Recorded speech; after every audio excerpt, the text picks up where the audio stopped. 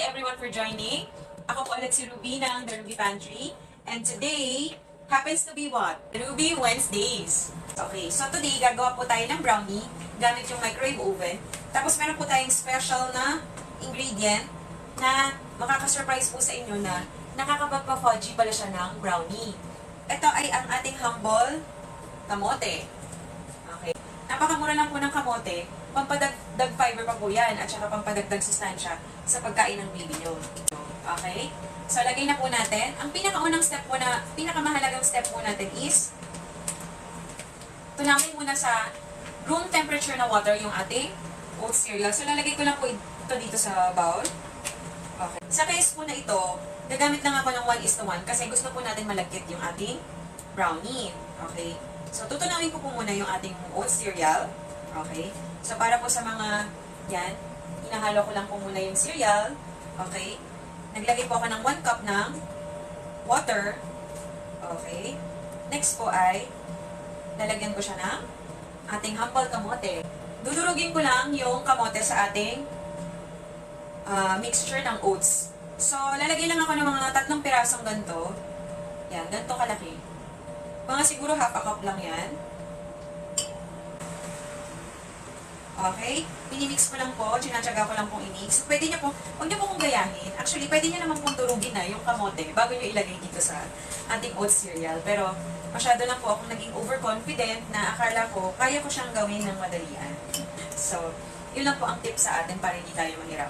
Okay? So, yan, nadurog ko na yung kamote, no? Okay? So, ganito na yung itsura niya. Okay. Ang gagawin ko naman po next, ihahalo ko na yung ibang ingredients. So, meron akong 1 packet ng oat cereal. Okay? Tinunaw ko muna siya sa tubig. 1 cup. 1 cup of water. Ganito lang kalaki. Isang ramekin lang yung gamit ko. Tapos, ngayon naman, maglalagay na ako ng iba pang baking ingredients. Optional lang po yung salt, pero since adult naman kami kakain dito, lalagyan ko ng half a teaspoon ng salt. Okay?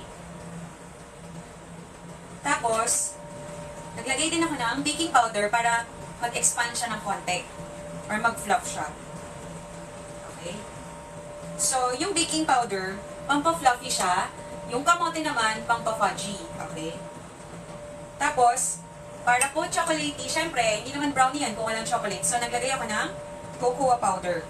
Naglagay din po ako ng pampatamis. Okay? Ang gamit ko po dito ay maple syrup.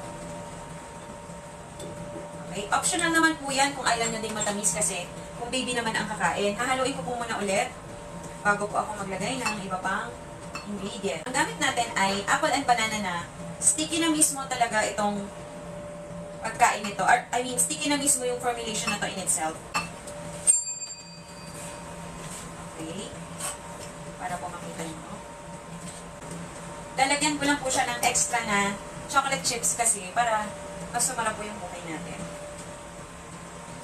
Okay. Meron akong ipo-fold, tapos meron akong ipang toppings mamaya. 90% dark chocolate po ito. And also, vegan. Okay, medyo messy po ang paggawa ko ngayon. Okay, mag-shift lang po muna ako sa spatula para ma-fold ko lang maayos yung ating product or ating brownie. Tapos, ipa-flatten ko na po siya. Okay, okay na po yan. Ganito po yung texture na nakita, ay na finished product. Tapos, ipa-flatten ko lang po para maging brownie. Lagay na po natin sa toppings yung kanyang chocolate or chocolate chips. Okay. Ito na po yung ating brownie mixture. Lalagay lang po natin sa oven. Lalagay lang po natin sa oven for 2 to 3 minutes. Tingnan po natin kung naging successful yung ating. Okay. Tingnan niyo po. Lalapit ko sa inyo. Yan.